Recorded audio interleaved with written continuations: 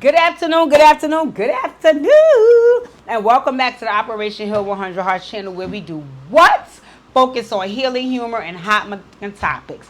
If you are tuned into this segment of my channel, that means your nosy ass is here for the hot motherfucking topics. And you know me, my gossiping ass is here to give you all the deets on the hot topics. So today we are doing episode 2 of season 3, College Hill Show Review. So let's jump right into it. But before we do, if you are one of my new subbies, hey new subbies, if you are an old subby, both of you guys, please make sure you hit the notification bell because folks are forgetting to do so they don't know when I drop videos and when I go live.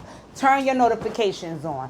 If you have not yet subscribed to my channel, please feel free to do so and hit the thumbs up while you are here because that is your free way of supporting my channel and getting me out in the algorithm. And last but not least, please stick around because I want to hear your commentary about College Hill. Drop down in the comment section. Are you watching? Are you enjoying? Do you like this cast? Who you think should stay? Who you think should go? Let's get the fuck into it. So the name of episode 2 is called Where's My Motherfucking Baby? All right, the episode starts off with them still in the last class they were in, their political science class, and Carlos is there hooting and hollering about how homelessness is a choice and how he can't write a bill or a policy to anybody or anyone about changing someone else's choices. So therefore, he doesn't feel that they should have to do that. It's stupid to write it because homeless people are homeless because they choose to be homeless, so on, so on, so on, and so forth, right? Let me just say this.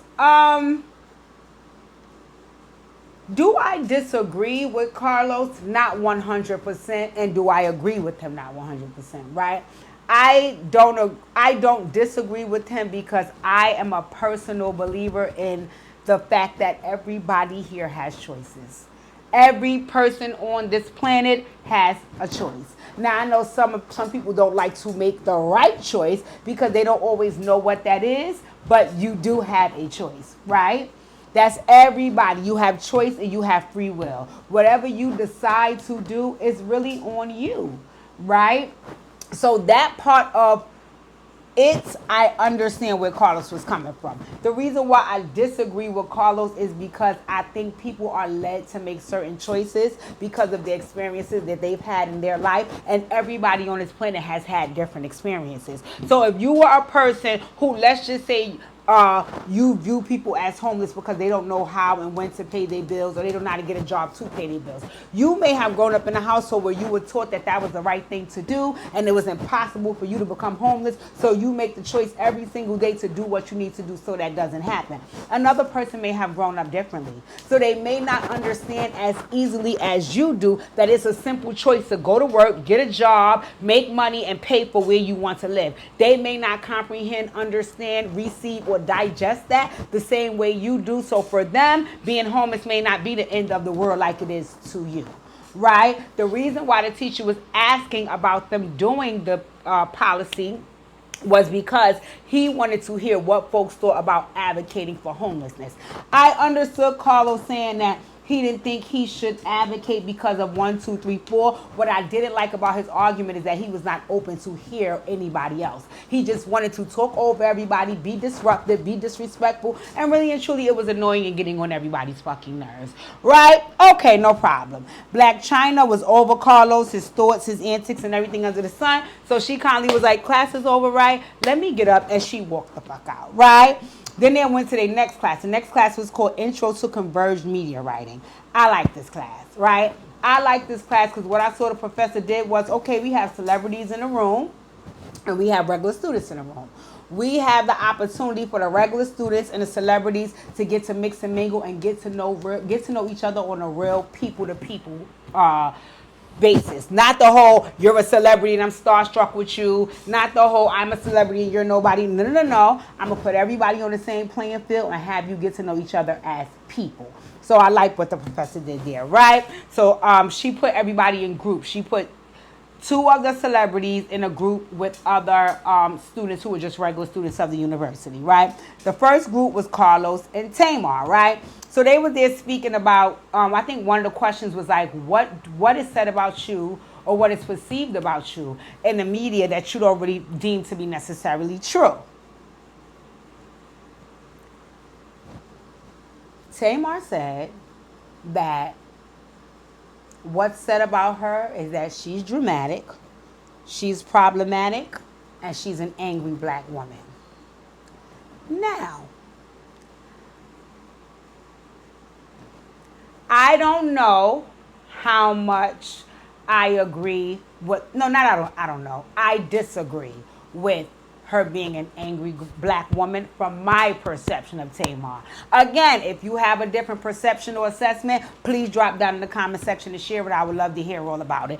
But as for me, personally, I don't perceive Tamar as angry. I perceive Tamar as insecure and hurt, right? While I believe those two other things, that she is very dramatic and she is very problematic. But I think there's a reason. I think because she is in pain, she is hurting, and she is insecure. So that is the result of why she can be very problematic and dramatic. But I was just blown away that she was saying that that's a perception of her that's not true. I think if she feels that way, she should have also followed that up by saying, but that's also the perception of me that I put out there. Because Tamar, if there is another side of you, my dear, I would love to see it. I would love to see it. I would love to see it. Because the only side that I've ever seen of you is that you are very problematic and you are very dramatic every chance you get. Right? So anywho, as she's saying all of that, Carlos chimes in and he wants to defend the accusations that Tamar feels people have made against her. Yeah, I just want to let y'all young people know that everything that has been said about Tamar, she's nothing like that.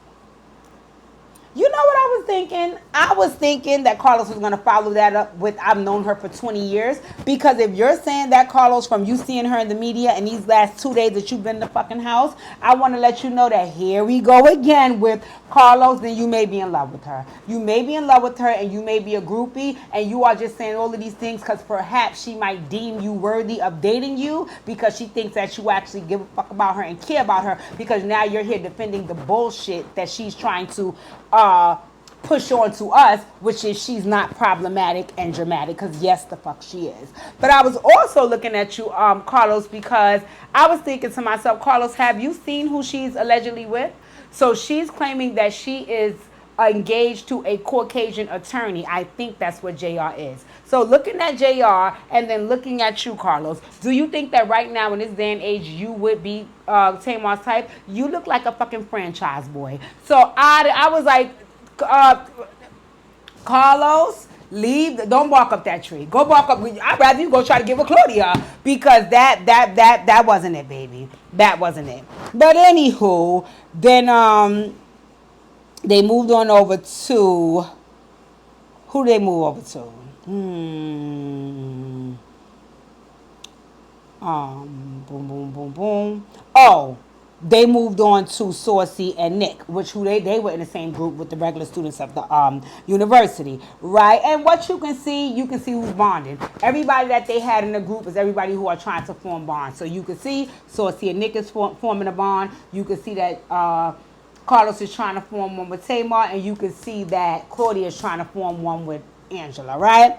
Anyway, what I do like about the bond between Nick and Saucy is that it also shows the world that heterosexual men and homosexual men can coexist in the same space and, as a matter of fact, be friends without there being any funny business between them. Me personally, I can see how Saucy can be friends with a man or a woman because I can see when he's in the presence of heterosexual men, he's not there trying to get with them, come on to them. He's not trying to be overly sexual with them. He's just being another man in the room, contributing conversation to whatever and discussion to whatever's going on. So that's what I like about Saucy because I watched him a couple of months ago. He was on some show with, I forget the gentleman's name, who I love him and his wife, Kadeen. I forget his name though. Him, what's the guy's name from damn it, it was Kadeen's husband. It was another guy I didn't know. And it was my boy. I can't remember his name. I'll drop down in the comment section to let you guys know. But they were all four sitting together having a men's discussion like panel style. And I mean, Saucy was there contributing what he could as a man. He wasn't trying to be so flamboyant and rambunctious. No, I'm with the fellas, so I'm chilling. When I'm with my girls, I'm chilling with them, moving how I move. So I can see how Saucy can be friends with both sexes and it be good and not be any issues or concerns surrounding it, which I love. Like, right? So anyway, Saucy has asked by one of the students about people's perception of him. And he just shared that most times people think something about him that is totally inaccurate and he have to check them. More than likely that baby, that's not true, right? But at that moment, he didn't share what that was, right? Okay? So then they move on to the next group, which is once again, Angela and Claudia, right? And I can see that Claudia, in my opinion, right? Claudia needs a lot of healing, right? And I think her attachment to Blac Chyna is her admiration for the fact that she is able to embark on this healing journey and do all of this work, which in my personal opinion, Claudia needs to do as well. So I can see Claudia's attraction to her.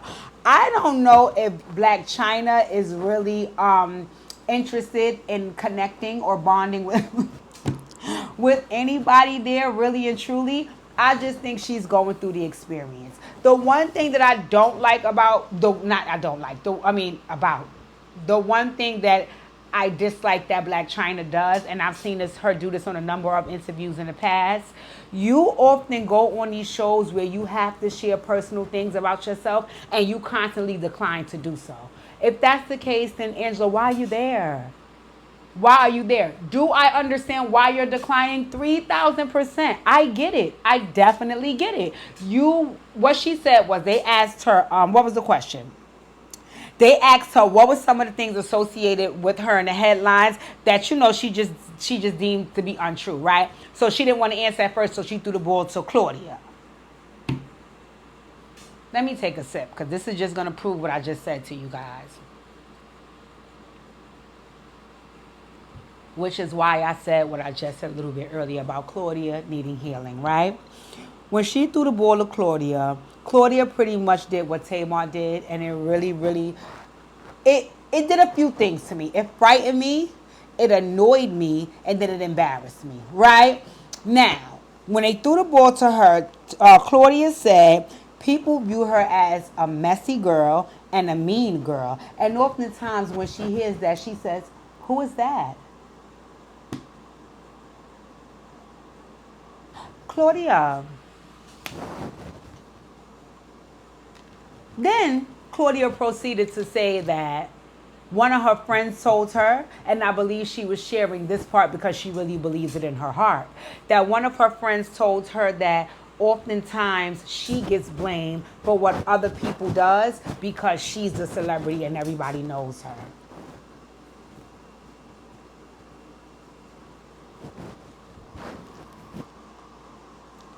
Claudia, if you are going to be this delusional this entire season, then you are going to further the narrative of what people already think about you.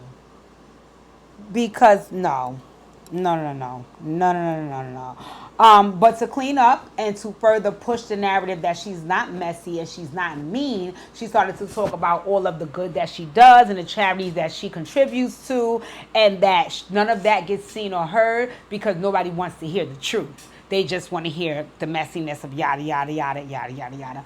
Claudia, while I don't dislike you personally because I don't know you personally, right? But I definitely enjoyed you on Real Housewives of Atlanta, and I definitely tuned into this day, even though you guys are on hiatus, to TGIF. I would be honored. I would be honored if you would come and sit down so we could have an Operation Hill 100 Heart session. Me and you, a one-on-one session. It doesn't have to be publicized. You would definitely pay the regular prices for them. You are a celebrity. But I mean, if you would like for it to be private, it could be. But from woman to woman, I would love to see you heal. I really, really would, because I think that you have all the potential in the world to be great, but I think you are doing yourself a disservice by not going through and growing through and evolving in the healing journey, by continuing to think that because you're very ambitious, you know how to make money, and you know how to also keep up this facade, that you're going to be okay and life is going to be great for you. Yes, financially it will be. You know how to make money. So you won't have an issue there. But all the other areas of your life that you are secretly unfulfilled in, but it shows up all over you and you do not know, those are the things that could ultimately be your demise. Because that stress and that depression of those things will weigh on you heavily, more than you know, as you get older. So I would love in my heart of hearts to see you heal, because to see you sit there and really say to yourself, you don't know who that is that they're describing when they call you messy and mean, is very much so delusional. I'm sorry to say. Right? And the reason why I can identify with that is because I have been called the same, and it has been true in the past. I am now on my healing journey working incredibly hard for that not to be the narrative about me. But to say that it's far-fetched to hear those two things associated with my name will be straight up and down bullshit. And it will also clarify that I am extremely delusional. But anywho, let's just see if you come get your healing heart session. I don't know. Right? Then the production flashed to some. All right, so then it was Black China's turn. So she like, okay, we'll answer the question. And what production did was, and they did this because Black China didn't want to answer the question, is they flashed to a lot of headlines that came up about Black China, like her wanting to be with the Rob and connected to the Kardashians because she's a gold digger, her not wanting to take care of her daughter, blah, blah, blah, blah, blah, blah, blah, blah, blah. What China basically said was that reliving those triggers and those traumas and all that negative, all those negative things said about her here in class is not what she feels comfortable doing, and it's also very triggering for her, right? While I understand this, China, I actually agree with it, and I love that you are on your healing journey. I just really, really wish that you would stop signing up for shows like this and then declining to do what's asked of you to be on the show. It makes absolutely no sense. You can go be on your healing journey. Like, for example, I'm going to give you a perfect example. When you showed up on Wendy Williams' mini docu-series or whatever that was. That was the perfect place for you to be, China. That was the perfect place for you to be. Wendy, according to you, is your friend. Wendy needs some healing at the moment. That situation wasn't based on you sharing anything, but just showing up with your friend and trying to help her heal because you're healing. Beautiful. Beautiful. So if those are things that you like to do, show up on those shows. But to keep coming to shows like this and doing interviews and all of those things where they're asking you things about you and wanting to know things about you, and to keep declining to answer and getting upset when you're asked these things, in my opinion, it makes no sense to do so. And I'm sorry, my dear, while you are trying to forget your past and move away from it, you have to also remember that that is your reality. And folks want to hear about it. Sorry, so I don't want anybody to feel like I don't respect China's healing journey or don't like it or have any. It's not nothing negative to say about it. It's just that showing up in this space doesn't benefit China or even us viewers for the show. Or even the cast on the show, because now Claudia's left with her dick in her hand, because Claudia's like, well, all right, before we even get to that, they then begin to ask China another question that I'm not going to say she didn't want to answer, because she did give an answer, but I think it was just a safe answer, so she didn't have to give a real one. So they asked her, well, okay, since you don't want to answer that one, what legacy would you like to leave behind? And she said, I don't know. I'm still working on that. Okay, understood. Anywho, now it was time for them to get up and go perform, not perform, but go up there and now share with the rest of the class what they learned about each other. What I also can say is when Black China is in natural form, she looks exactly like Tokyo Tony.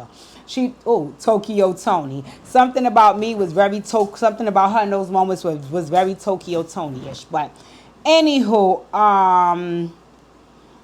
Everybody started getting up. So the first group to get up was Nick and Saucy Santana. And remember, I told you Saucy Santana just basically shared that people have a perception about him that's totally wrong and we having to check and correct them. Once again, he never shared what that was. When they went up there and they asked Nick, okay, tell us about Saucy, what Nick basically shared was that Saucy feels like the world think he wants to be a girl, when really and truly he's very comfortable in being a man and he does not want to be a girl.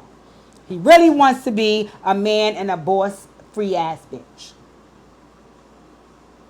Saucy, while I love you and you are my cousin and I always got your back, but I will not uphold you in your bullshit. So let me just check you right here. The world does not have that perception of you the same way they don't have the perception of Claudia and the same way they don't have that perception of Tamar for no reason. Saucy, all of your mannerisms, all of your attire, all of your any contribution that you make to any space is very feminine. So that would make folks feel like your intention is for folks to view you as another girl. Now I get it. I know that you're saying girls and you guys are putting another spin on it. And I know people want to argue about, oh, well, is earrings and nails and eyelashes only relegated to women? Well, in the past it has been. In the past it has been. So it's not nothing far-fetched for a person to think when they see a man in high heels with a BBL, eyelashes, nails, purses, for them to think that you are aiming and your intention is for folks to think you are a woman. So while people are thinking that about you, I think you should be a little bit more mindful and respectful in your checking them, because that perception is not for no reason. You're showing up with all of the feminine traits and female traits that would make anybody think. Your goal is for folks to look at you as a woman. So I hear you, baby, but what you said was some bullshit, right? But I got it. Anywho, Nick, and what Nick, I was looking at Nick like Nick was crazy. They said to Santana, okay, Santana, what did Nick say his issue was? You know what Nick said? Nick said that his issue is folks view him as unserious and nonchalant. And that's not even the case. They don't know how hard he has worked to get where he is. Nick, I think that folks view you as unserious because everything is a fucking joke to you. Even when you were on couples therapy or couples retreat, whatever that was, all you did was laugh and the young lady was trying to be serious with you and repair your relationship. So I don't think, once again, that perception is getting pulled out of anybody's ass. It's what you're showing. People are only going by what they see. And I want to say that to Tamar, Claudia, Saucy, and now you. People are only speaking about what you're showing them. Now, again, if you own that, yeah, that's what I put out there. But then that's not who I really am. Okay, then we can have that discussion all day. Because you can put out there whatever you want, right? And folks are going to believe it. But if you're saying that it's not who you truly are and you want somebody to believe something different, my dear, you have to show them. Anything outside of not showing them is blasphemous. Okay? So, Nick, you can take that one and go shove it up your ass. But anywho, what happened after that? Then it was Carlos and Tamar, and they both said the world views them the same way, which is why they're so relatable. And I think that's why Carlos was trying to say that's why he's so connected to Tamar, because they are very relatable, not because he likes her, which I think is full of shit. But anywho, he said they were both publicly fired. They were both fired on a public platform. So now the world views them as problematic and they don't work well with others.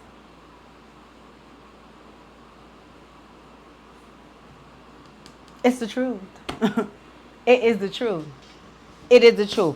Tamar, everywhere you go, your family, your friend groups, your jobs, your music, your baby father, your relationships, your romance, it's always an issue. All the time. All the time. So while the issues might not always arise because of you per se, but they always seem for some odd reason to arise. So that's leading the public to believe, definitely me, that you don't work well with others. Now, as far as you, Carlos, you didn't pique my interest, so I'm going to go look and see why you got fired from Wildin' Out. I'm going to go check things out because I want to prove my point that you don't work well with others because I see it here on the show. But I don't want to only use this viewpoint. I want to be able to have plenty of vantage points to now drive this point home to you. But anyway, both of y'all need a healing heart session. Anywho, throughout all of this time while they're talking about this, I gotta call Black China because I want to call Angela. Let me be respectful of her healing journey. If I make a mistake and call her Black China, please charge it to my head and not my heart because I want to be respectful of her healing journey and she asked to be called Angela. Throughout this time, Angela is very emotional. She's crying, even to a point the teacher comes and kneels down and is like, listen, are you okay? Do you just need a few minutes? Right? So eventually it's their fault. Right? I mean, their fault. It's their go. Her and Claudia's turn to go up. But before that, she turns to Claudia and was like, I can't do this. I cannot do this. So Claudia was like, yes, you can. I got your back. Come on, let's go up there. You can do this. I got you. So on and so on, so on and so forth. At that point, she just was like, listen, I can't. She got up and walked out. Right? When she walked out, they told her, the professor was like, so we lost Angela? She was like, yeah. She was like, it's okay. We can reconvene another day. Thank you guys for coming in. Yada, yada, yada. I want to say something. And it's just my assessment. First of all, I watched Claudia in her confessional make a very good, I don't know if it's right or wrong, but it was a very good assessment of Black China. And it scared me.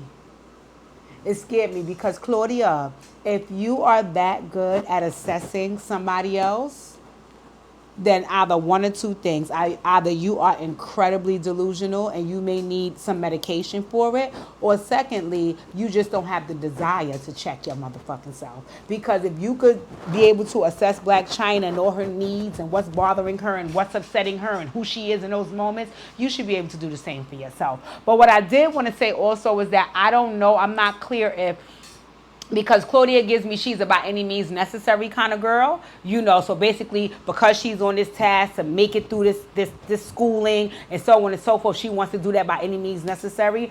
And I wonder if Black China wasn't her partner, would she have been as concerned with her going up and speaking and being okay and so on and so forth. A part of me feels like she's more concerned about it because Black China not doing what she needs to do reflects her. Not just because I solely care about you. And again, I could be wrong, but that's just how I feel. Anywho, they walk outside. Black China is out there. She goes to Black China. She's trying to check in. But she just can't assess that it's not the time the same way it wasn't the time inside the class. So Carlos peeped it. And instead of him going in and asking what's wrong and trying to force her to tell her like Claudia was trying to do, because she said she was concerned, what he did was he was like, you know, we just need a big old hug. He reeled everybody in and they gave a group hug. I thought that was very nice, right? In the next scene, Saucy is going to cheerleading practice. Lord.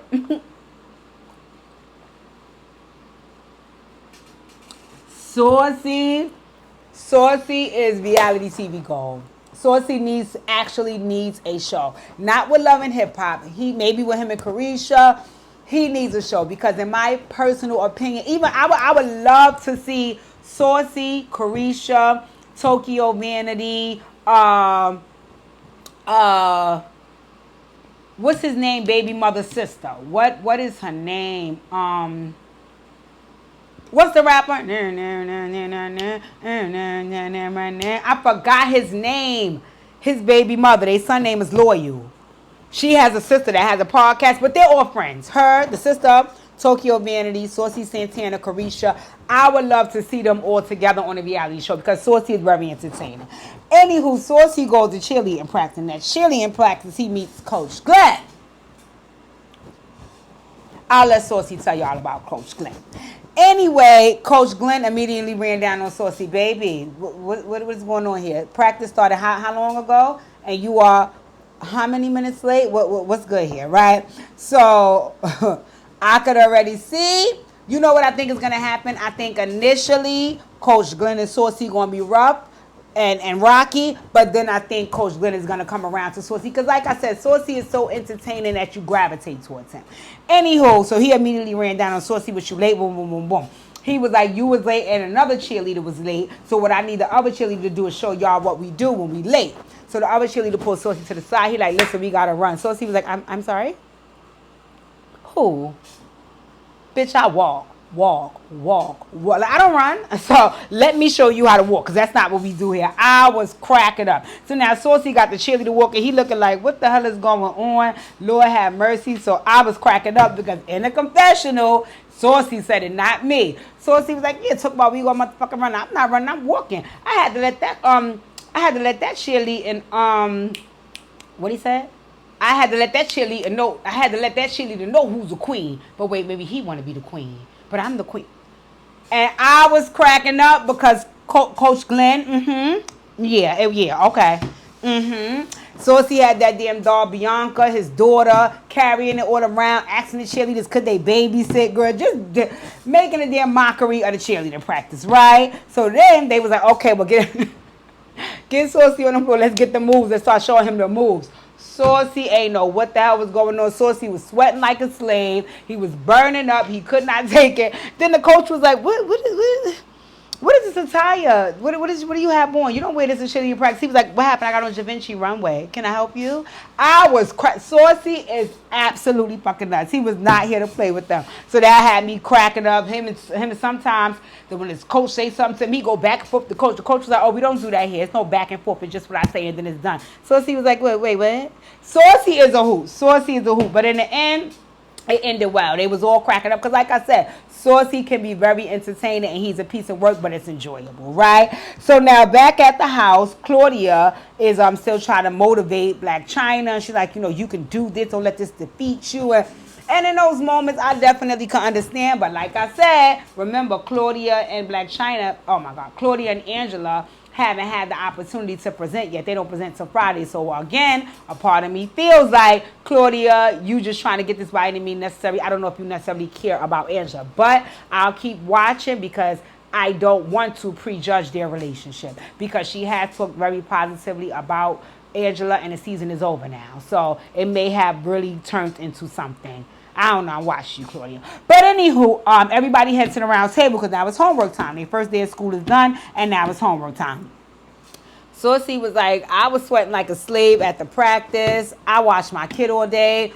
I'm stressed out. I'm drained. I had enough, so I'm not doing this. I'm going upstairs. I'm showering, and I'm getting in the bed. Saucy went upstairs and showered. He put on his screen thong, and he got in the bed, right? When he got in the bed, everybody is downstairs trying to do homework, and he's up there hooting and hollering for Alexa to turn the lights off. They was like, I fucking can't, and he's getting on my fucking nerves. So that part had me cracking up. Anyway, at the round table, the homeless policy that they were supposed to write for the homelessness policy that they were supposed to write for the class came up again, and here we go again.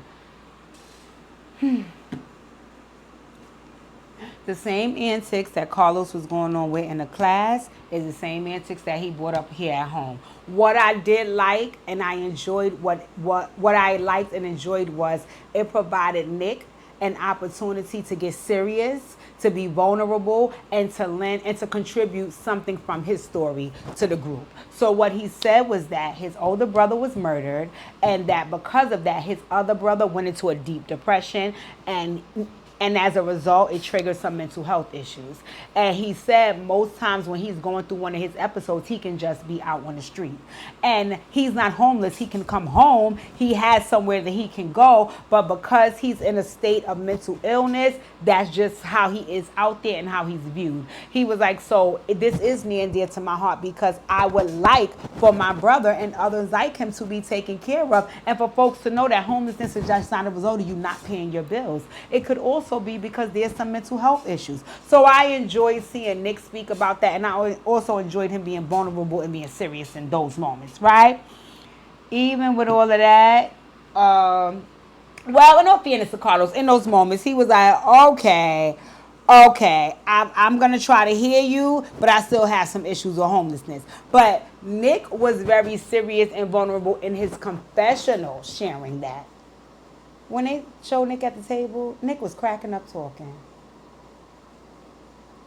When Nick started laughing, And in all fairness, he didn't start laughing when he was talking. He started laughing when Carlos was talking. But it looked like he couldn't wait to get that out, right? I was looking at Nick, and it brought me back to when he was on couples therapy, laughing when that girl was trying to tell him shit to fix that relationship, and it got on my fucking nerves then. And sitting at that table watching him laugh about a situation that's very, very serious got on my fucking nerves. Now, it also brought me back to what people perceive about Nick. What did Nick say? People perceive me as unserious and nonchalant. Nick, you cracking the fuck up about something that you claim is near and dear to your fucking heart. You are unserious right fucking now. So once again, this is not just people's perception of you that they're pulling out their ass. This is what you're showing people. And also Carlos, in those same moments with you going back and forth with everybody, it also said a lot about what people perceive about you, according to what you said, that you don't work well with others and you're problematic.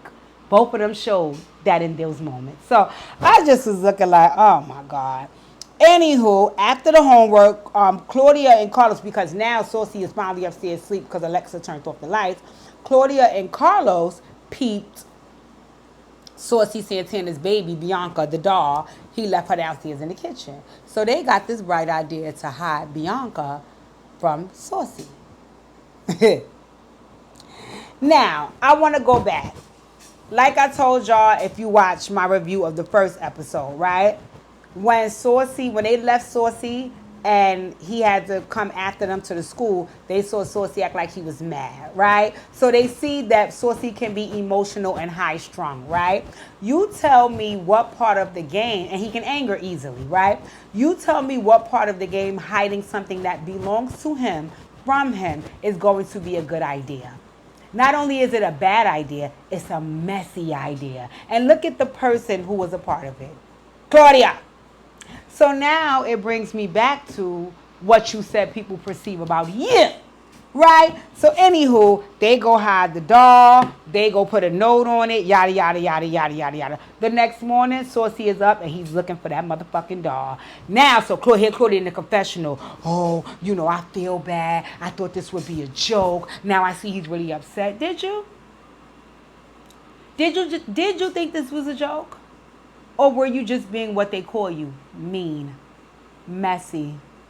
Anywho, he's there looking for this damn doll. He's going all around the house. So finally he said, you know what? I can't find the doll and I'm not going to school. So now Claudia's ass is nervous. So now she run up there. No, Saucy, it's not that serious. It's not even a real doll. You should still come to school. He was like, I'm not doing that. I'm not doing that. Until I get my things, because somebody touched my things and nobody should be touching my motherfucking things, I'll be right here when y'all get back. So now every minute, Claudia in the confessional, no, I didn't mean to. Yes, you did, Claudia. Yes, you did. And it goes back to what I was saying about you earlier. And if you're going to play that delusional, like you don't know what you meant to be, it wasn't a joke. And what I learned about you too is, and I saw this in TGIF, is that what makes you mean is that your humor is dark. The things that you find funny, other people will find mean. So that's why they call you that. But anywho, right? So they go to their next class. I like the teacher from that class, right? As soon as they walk in, I think the class is called Louisiana Unmasked, right? So when they walk in, she's like, we missing somebody. Where's Mr. Santana? And Tamar was like, well, they played a game with him. He was not here for it, so he couldn't show up today. Because what I did like about Tamar is that she didn't want to be involved in that. Because she could assess that was not going to go well, her and Nick. So they both said, we staying out of that. Let them two do that. The mean, the messy one, and the problematic and don't play well with others one. Okay, got it, right? So anywho, it was the class basically was going to discuss, she said was going to discuss Mardi Gras, slavery in Louisiana, and something else I forgot, right? And then they start discussing like when people do blackface, how sometimes Caucasian people would do it as well. They started discussing race issues, and then she also shared that they would be visiting Mardi Gras as part of their midterm project. You know what I saw in that class? So Carlos shared that, the history that the teacher was teaching, he was not in agreement with, right? But his demeanor about him not being in agreement with something was very different in that class than it was in Dr. Frazier's class. But I'll talk about that in a few. Anywho, back at the house, Saucy Santana's in there taking shots, taking them back. Boop, boop. I'm thinking to myself, Lord, they going to get back to a drunk Saucy who is now mad because they touched the shit, and it's going to go up in that house on a Tuesday. So, anywho, here we go. They go back to the philosophy class after they leave that class with the nice lady, right? You know what I says? And again, I'm going to see how this whole thing play out after I make this early assessment. I don't think it's necessarily that Carlos disagrees with, it's not only that Carlos disagrees with the whole homelessness piece and writing the bill and the policy and so on and so forth. I think it's a man-to-man thing. I think that Carlos wants to dominate the class because he feels intimidated by the black man that's teaching the class. Because from what I see, he had the same disagreements that he had in the last class with the black woman, but he didn't approach it the same. He was not disruptive. He was not disrespectful. In this class, because he's in disagreement with this one thing, he is being so problematic to the actual teacher. And what it's doing is pissing off the rest of the students because they want to learn, but they can't because you're being such a fucking asshole. Right? So Dr. Frazier is like, listen. Then he turns around and says to Dr. Frazier, you know what? I can't do this, so let me know how much is it going to cost me to get an A in this class. Once again, that was very demeaning and disrespectful because, number one, this is my class and I take it very seriously. So to think that you could just pay me off to pass is a slap in my motherfucking face. But that was the intention. In my opinion, that was the intention, right? So now Claudia's like, listen, won't you just stop being a dick and let him teach? Nick is like, come on, just let him teach the class. He saw cursing Nick out, telling Nick, go dribble a ball, you stupid, you dumb, so on and so forth. I'm going to tell you my assessment of Carlos. One thing about dirty people, ugly people, and fat people, this is what I know to be true, right? They can rank very, very, very well. I come from a long line of rankers because I come from a plus-size family. 9 times out of 10, you have been teased or ridiculed by folks when you're any of those 3 things, so you know how to tease and ridicule somebody. What it looks like to me is that Carlos is, he grew up unfortunate. And I think that because of that, you know, he has a really good sense of humor when it comes to mocking and dealing with other people. But I also think when it comes to certain men, he gets intimidated. The professor presented a very intelligent black man. I honestly can't say how intelligent Carlos is, but I know from his immature antics that he couldn't go toe-to-toe with the professor. So because of that, he was trying to demean and disrespect him, and that wasn't fair. And that's exactly what he was doing to the jock, Nick, demean and disrespect him. Because I think that when you were younger, these were probably people that would make fun of you, so now you're intimidated by them, and now it's your opportunity to show them that you're the man, so now you're treating them like shit and disrespecting them. It was immature and uncalled for. And it really got on my fucking nerves, because what I felt like was, number one, I don't know if you are really old, but your beard is great, so it makes you look older, and you just look like you needed to grow up and shut up. This is an actual university. And if you were trying to make good reality TV, you didn't really land a plane, because as a viewer, I didn't see it as so funny, so comical, you know, so entertaining. It was more so like, shut the fuck up, sit the fuck down, or leave the show. And it just didn't look good as from one black man to another, from you to Nick and from you to the professor. It didn't come across well. It didn't read well on the screen, and you didn't land the plane, right? Which is, like I said, what has me even more intrigued to go check out why you got fired or for wilding out. But anywho, that's what happened, you know, and pretty much it just gave childish, it just gave corny, it just gave annoying, and it was like, you know, it was getting on everybody's nerves. It was getting on everybody's nerves, right? So eventually, the class ended because you wouldn't shut up. You arguing, you standing up, you raising up on Nick. And Nick is like, listen, I could beat the dog shit out of him, but I'm trying not to lose my spot here, so I'm going to just chill and be the bigger person. But this shit is getting out of hand now, right? So anywho, back at the house, they leave him. The professor pulls him to the side, right? And the professor is like, listen, I love the fact that you have opposing views. I think that your opposing views, they also are required here in this space. But it's just a way as a grown man how to present that. And really and truly, you're not showing any respect or decorum. So I'm just asking you to reel in a little bit, not to change how you feel, but to reel it back a little bit. And you can see he had no respect for that professor. He just kept talking while he was talking. And when he wasn't, he was looking away from him. He couldn't even look him eye to eye in the face like a man. He was being very dismissive, trying to tell the professor, yeah, but you hear my... It was just too much. And the professor was very professional. I respect that. You know, it's probably not his first time having to deal with a problematic student. I just think it was unfortunate to have to deal with another black man so immaturely when you should be able to have this conversation man to man and for you to understand. I'm not saying that your point is wrong or don't make sense or to shut up. I'm just saying stop being disrespectful in your delivery. What part of that are you not receiving? And he kept trying to change. So y'all want me to agree with you? No, I don't. No, I don't. We don't mind having a debate and all putting it down on paper. Your issue is all you want to do is debate. And in that debate, you're being disrespectful. Shut up. So it just irritated everybody. It really, really did.